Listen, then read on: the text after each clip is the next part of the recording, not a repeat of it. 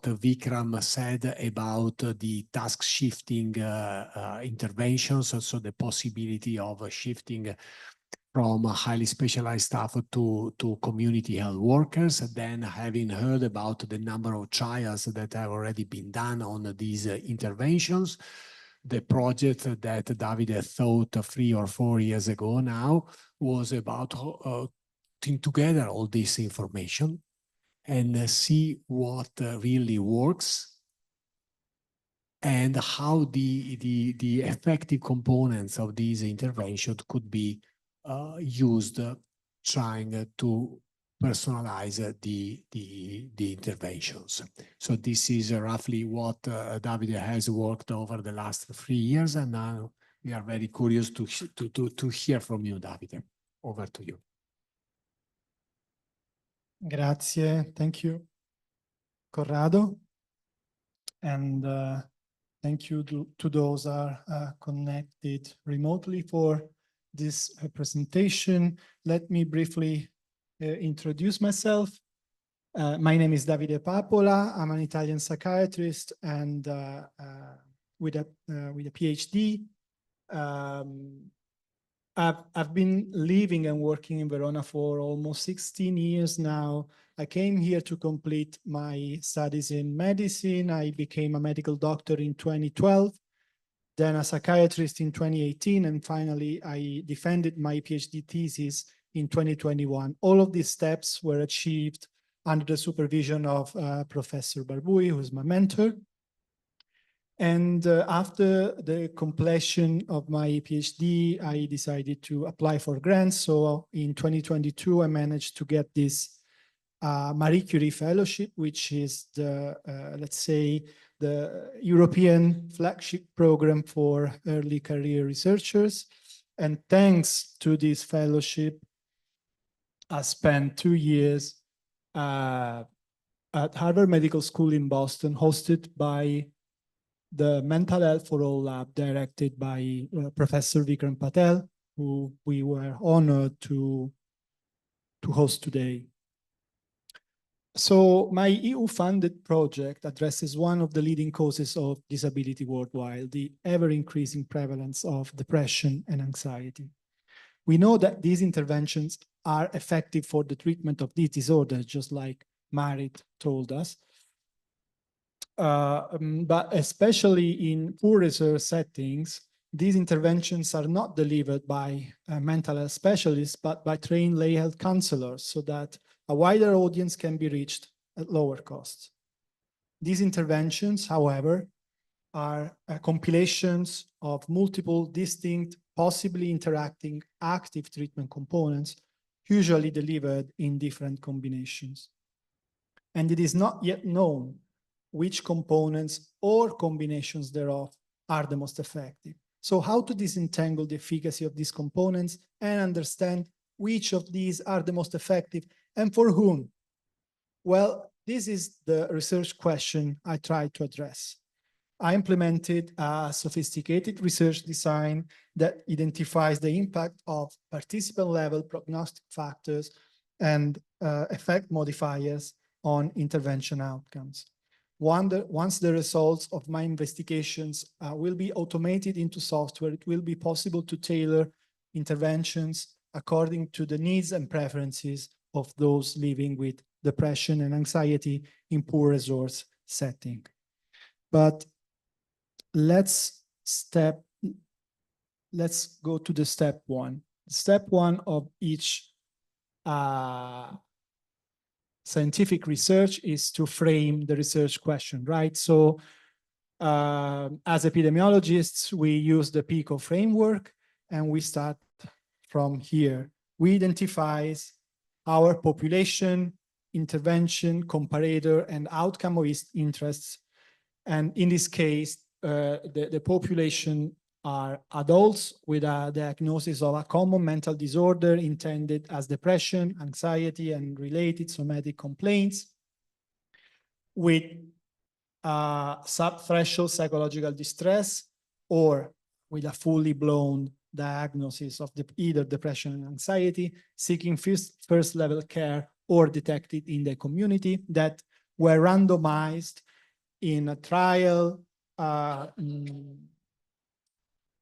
confronting a psychosocial intervention delivered through the task sharing modality against a control condition. And we were interested in measuring symptom severity, the difference of symptom severity between baseline and trial endpoint. Of course,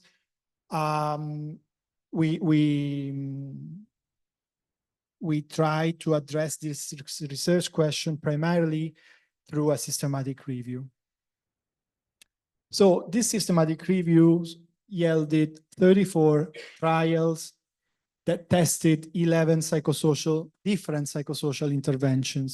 Some of them were tested once, some of them were tested more than once, up to 13 times. The most tested psychosocial intervention, for example, was the WHO developed PM Plus, Problem Management Plus, followed by the step-by-step, which is also developed by the WHO, and then the Healthy Activity Program, which is the intervention Professor Patel has introduced during his lecture, and then the Friendship Bench, who was also touched upon by Professor Patel in his presentation. And on the right hand side of the slide, you see some manual covers for these interventions. You see the 6 more tested interventions, the PM Plus, the step-by-step, the Healthy Activity Program, and others. So 34 trials that tested 11 interventions, right? Now, let's say my project starts from here. My project is a 2-step project with a first qualitative part and a second quantitative part that come together to give us the final result of the investigation. In the qualitative part, while I was in Boston with other fellow postdoctoral students, we went through these 11 psychosocial manuals, the standard operating procedures of these manuals to develop a taxonomy of elements. What is a taxonomy? A taxonomy is, let's say, a vocabulary, a syllabus, which contains the active elements that are embedded into the protocol and that theoretically are the drive the outcome, right? So are the active ingredients of psychotherapy. Then, in parallel, we extracted the data from the trials we have gathered through the systematic review, and we produced some analysis, for example, pairwise meta-analysis and network meta-analysis, but at the same time, we got in contact with the researchers who carried out these trials and approached them and asked them to provide us with their data set so that we have not only the aggregated data level information, but also the individual participant data information. Putting all this together, we were able to implement an individual participant data component network meta-analysis, and ultimately we were able to measure the effects of the components of the active treatment components embedded into the psychosocial interventions to understand which of these components are the most effective and for which type of participants. And of course, this has been described in a protocol that was published in advance. So this is the compass that I had to build for myself to remain oriented in this project. First thing to say is that we all know that psychotherapy has 2 types of factors: common factors and treatment-specific factors. Common factors are those factors that are assumed to be universally universal for the delivery of any effective treatment and play an important role in generating effective outcomes regardless of which treatment-specific approach is used. For example, the therapeutic bond between the patient, the client, and the therapist. But for my project, I specifically focused on treatment-specific factors, which are the processes by which a particular intervention is theorized to produce a psychological benefit, okay? These are those factors that I'm calling components. Specifically, I have defined components of those processes made of steps and skills through which a person can implement changes in his behavior, cognition, and emotions in directions that he or she deems desirable. So the focus is on treatment-specific factors and on components. For example, let's make a couple of examples. This is a very brief extract from the Problem Management Plus. Problem Management Plus is a brief intervention that aims to help you manage emotional problems such as feeling of hopelessness, fear, or sadness that are common for people living in difficult circumstances. It has 5 weekly sessions, 90 minutes for each session, and 4 strategies are taught. Managing stress, managing problems, get going, keep doing, strengthening social support, right? So the 4 components that I have extracted from the PM Plus were relaxation, problem management, behavioral activation, and strengthening social support. In another psychosocial intervention manual, it says that the emphasis is on 3 steps: reactivating your life, changing negative thinking habits, solving problems. And I have translated this into the following 3 components: behavioral activation, cognitive restructuring, and problem management. So now we have a list of 5 components that we have identified across the 2 manuals. How do my first problem issue to solve was how to organize them, how to organize them. And I was, and I thought about it a lot because I didn't have an answer to this question. And then I thought that the most,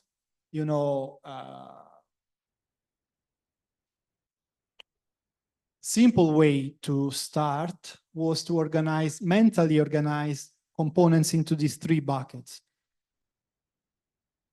a cognitive area, a behavioral area, and an interpersonal area. And for some of these components, these buckets were a good fit. But for example, I wasn't sure where strengthening social support would fit best. And reading all the other manuals, once I got through all the 11 manuals, other components were selected. But again, for some of them, the positioning was, obvious, but I was stuck for the others because they were not a perfect fit for either of these 3 buckets. Then I decided to combine the buckets, and finally I was able to organize all the components and find an appropriate place for each one of them. Then now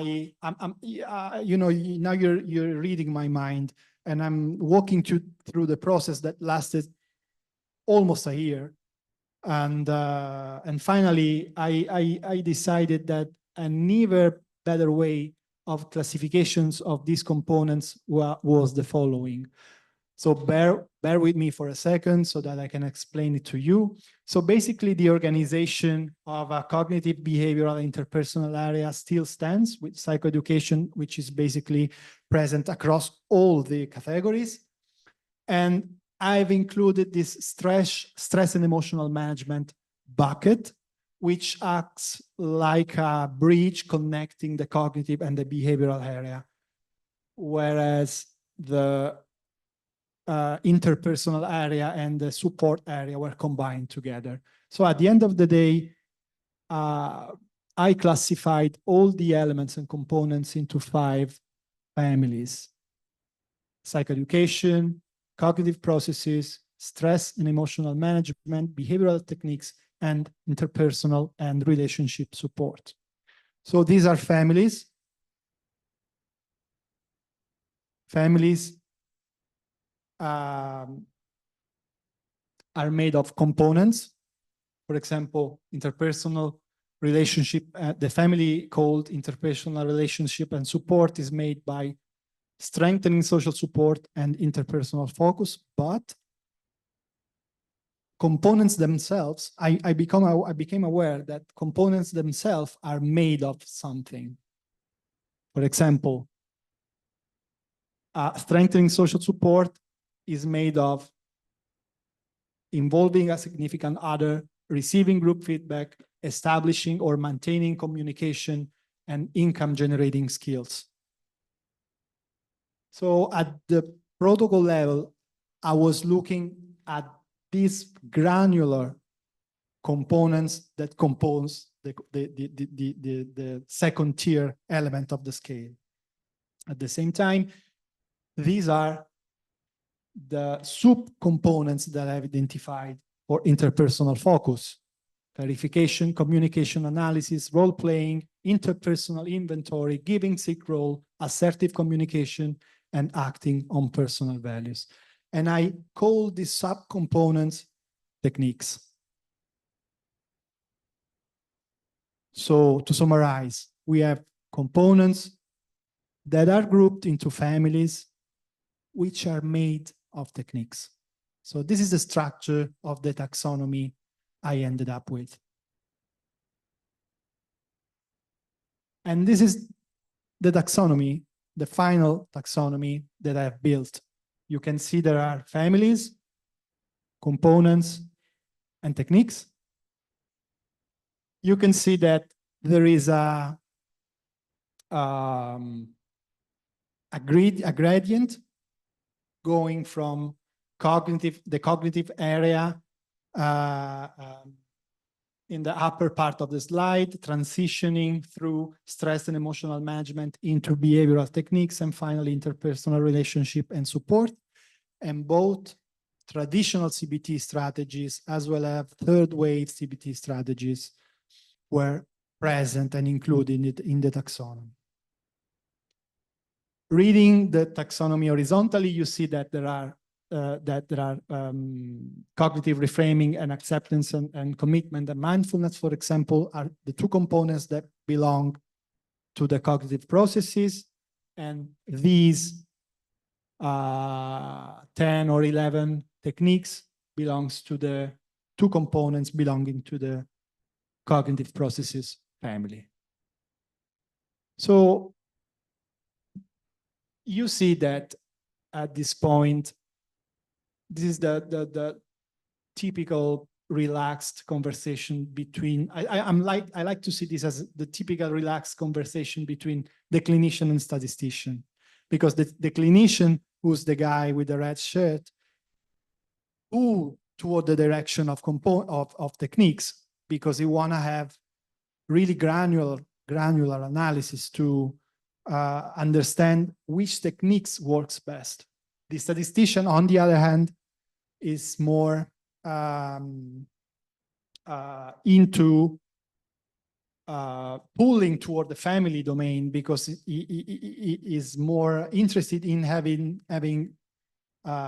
fewer variables to have stronger data analysis, to produce a stronger data analysis. We ended up, of course, in the middle, deciding to analyze neither techniques nor families, but performing our analysis at the component level. And you see that we have identified 11 of such components. Then, of course, we did some descriptive statistics. There were some more present or less present across the 11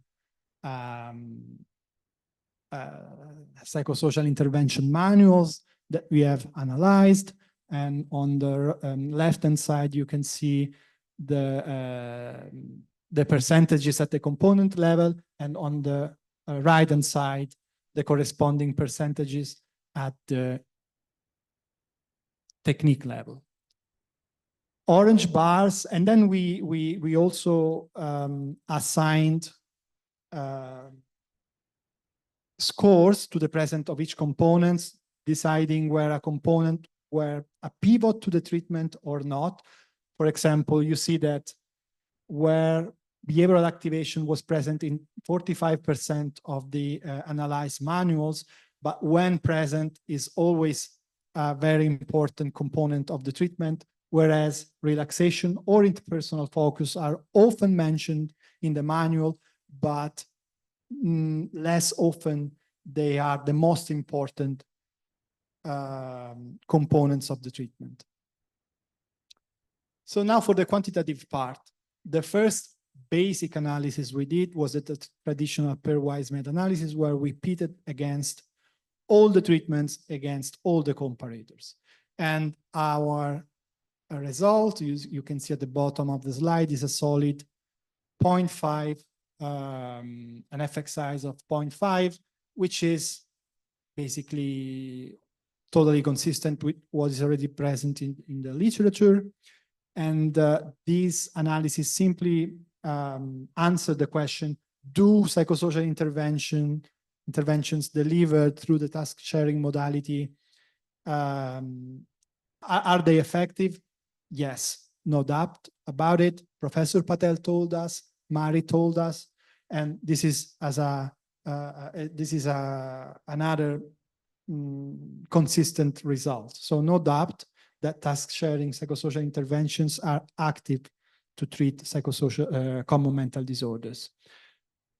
But can we dig a little bit and ask ourselves another question? Which of these treatment strategies, these psychosocial intervention protocols, are the most effective? You see, this is the so-called network plot that gives you a graphic, a graphical idea of which interventions were tested the most and which were tested less.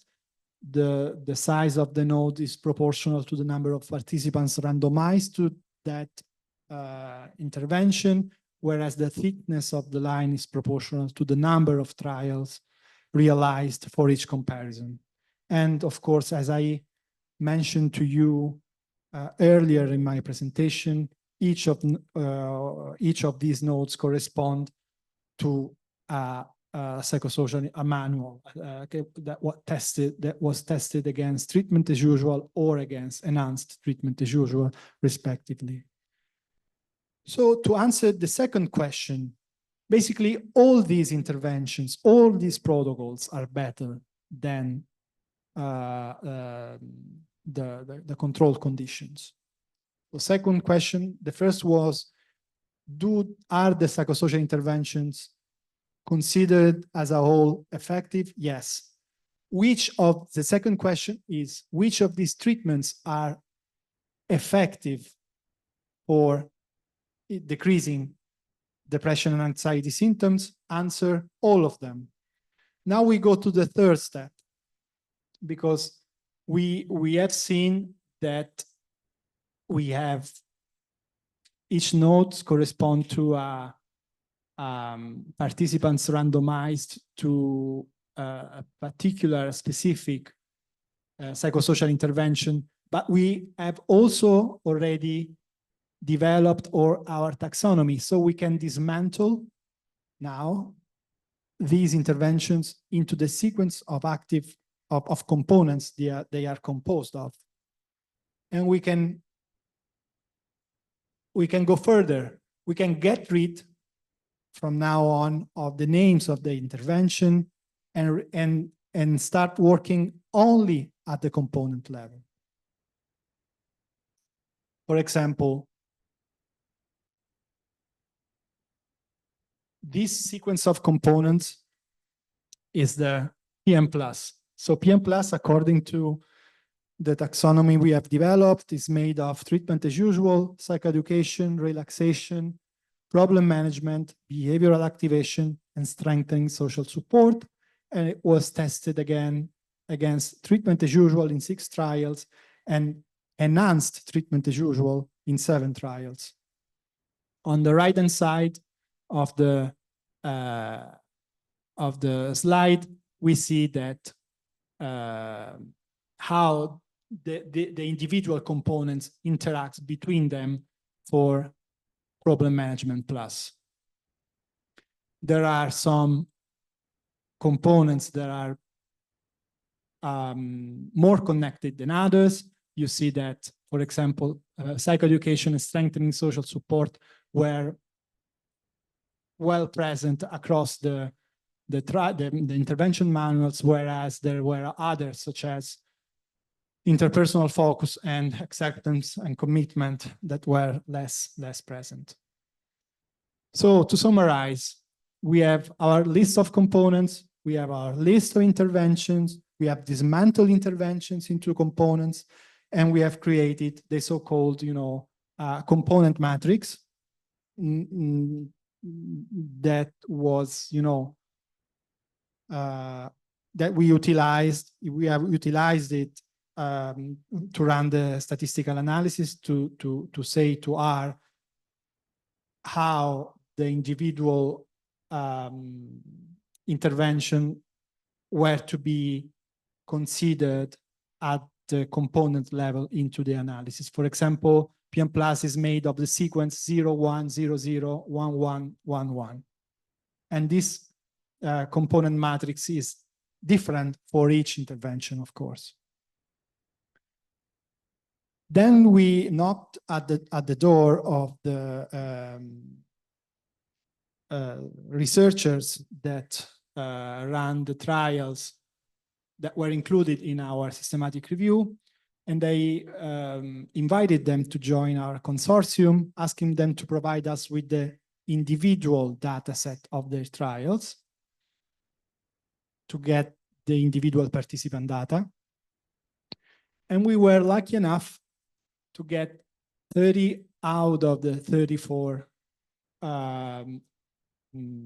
individual participant data sets, so that at the end of the day, we managed to build a data set made of almost 11,000 individual participant data. So you have to imagine a huge data set in where each row is a participant, of course, an anonymized participant. And we have harmonized all of these data so that they could, speak the same languages and being then therefore analyzed as if they were a unique GAN trial. And this is a screenshot from the original data set. You see that each row is a participant. The first column is the name of the trial to which this participant was enrolled. For example, Purgato 2021 is the trial of Mariana testing SH plus against treatment as usual. The second column is the code for the anonymized participant. Then the treatment arm to which he or she was randomized. And then the component matrix, you see the component matrix I showed you before, and then variables informing about gender, age, level of education, marital status, occupation, the instrument that was used to measure the outcome, the baseline, and then the endpoint scores. So basically it was a 11,000 data set made in this way. We got, of course, 34 trials, and these 34 trials measured outcomes in different ways. So we decided to convert all the scales into percentages so that we could measure the outcome with in a comparable way.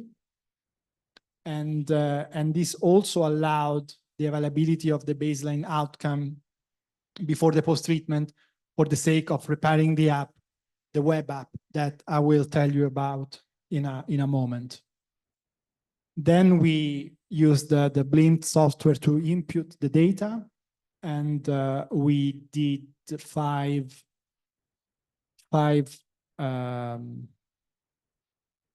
imputations for each data set.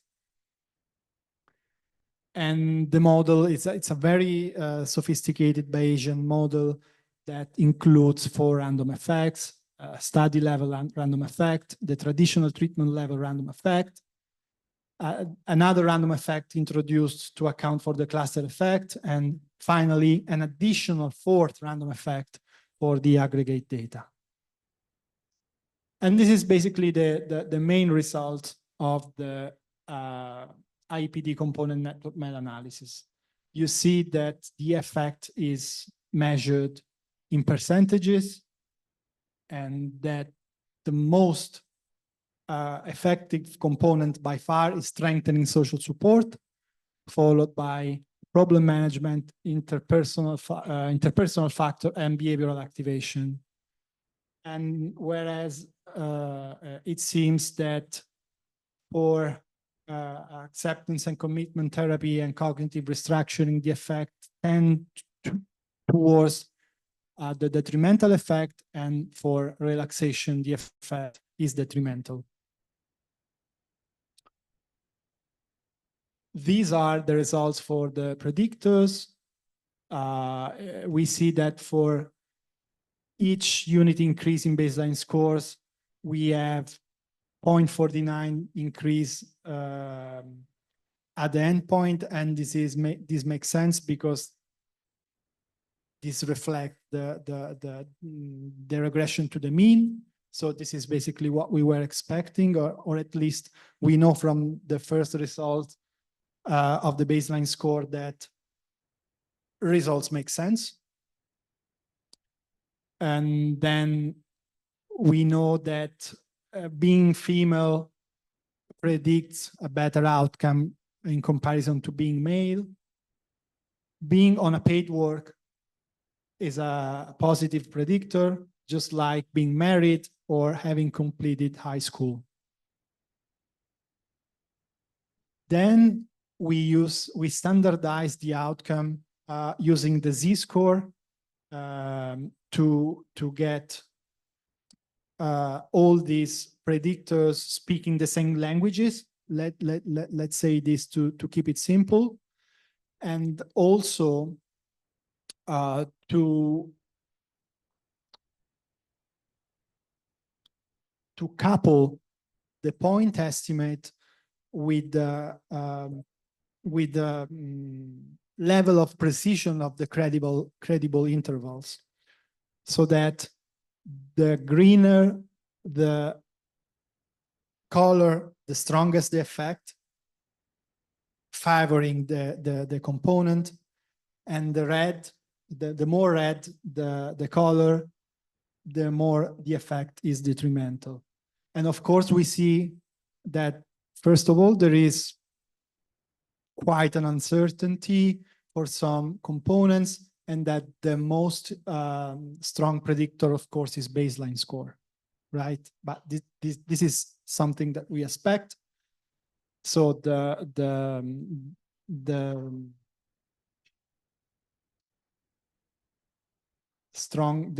more important the symptomatology at baseline, the more important is the response to the treatment, and also strengthening social support, problem management, and behavioral activation.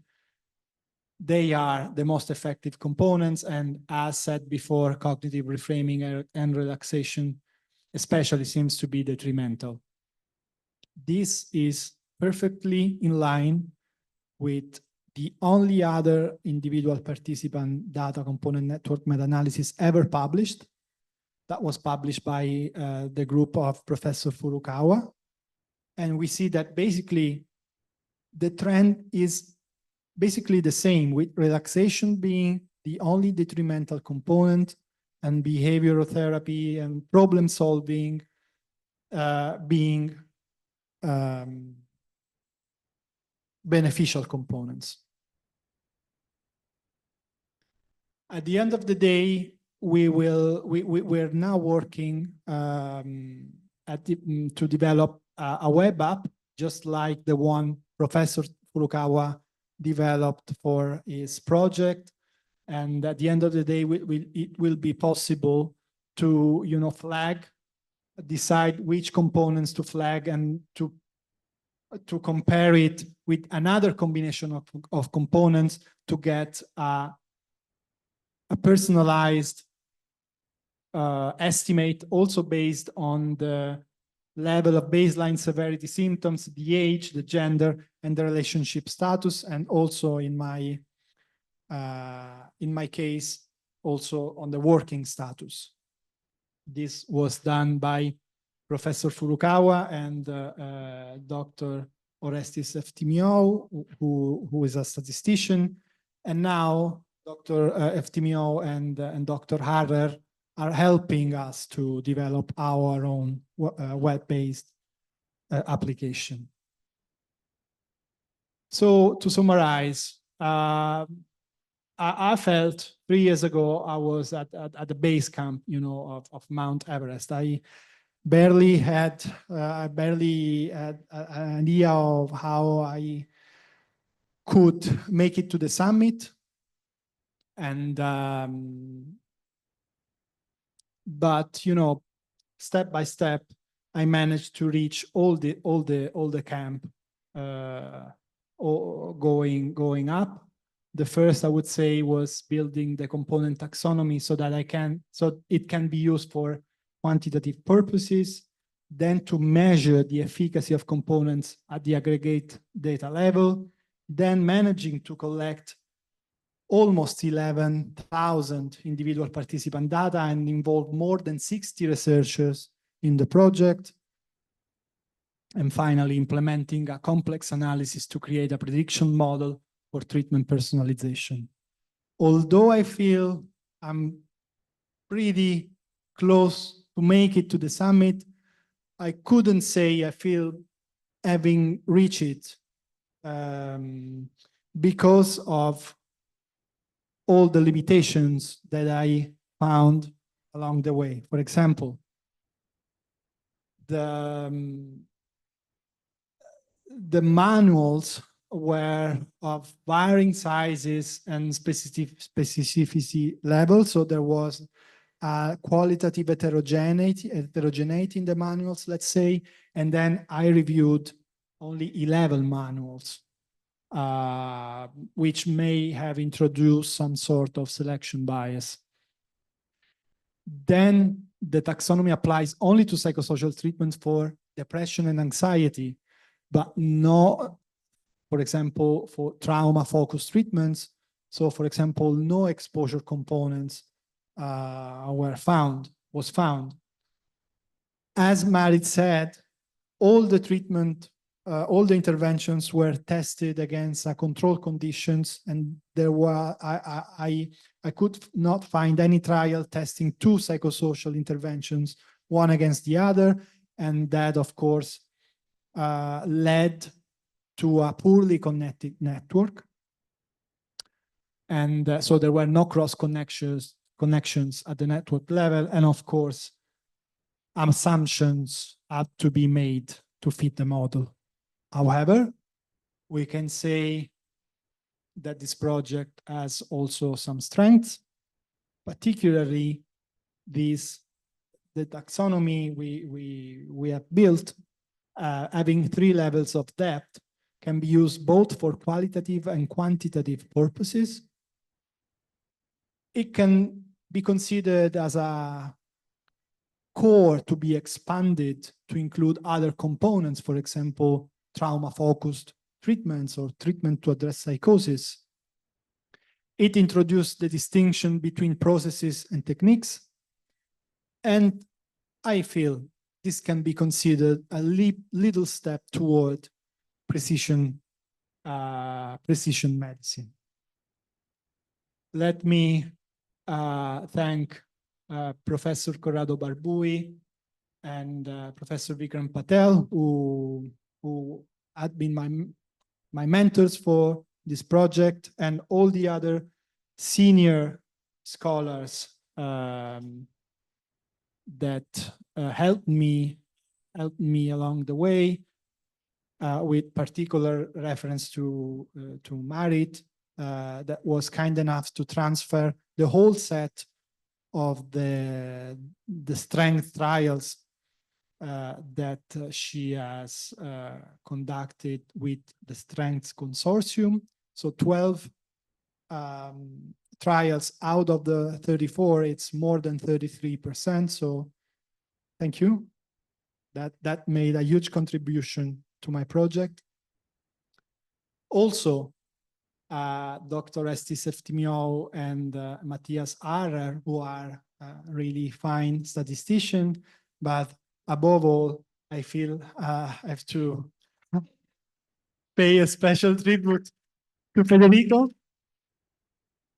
So if there is a guy without whom all this would have never been possible, that's him. So thank you very much, Federico. And this picture was taken in Utrecht in 2023, when we were there for a course on IPD meta-analysis, of course. And this was my last slide. As I said to you, for this project, I spent 2 years in Boston, and the final return year at the University of Verona, and my fellowship will end in 3 days at the end of September. Was fun, and was an incredible opportunity to me to be on this fellowship. It really, started my career as an academic, and I could not be more, happy about all this went and how events have unfolded. So thank you to you, and thank you to the European Union that believed in me. Thank you.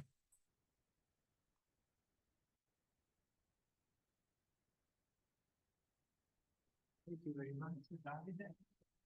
Now I think we can have questions. If you have any questions for Davide, Joanna.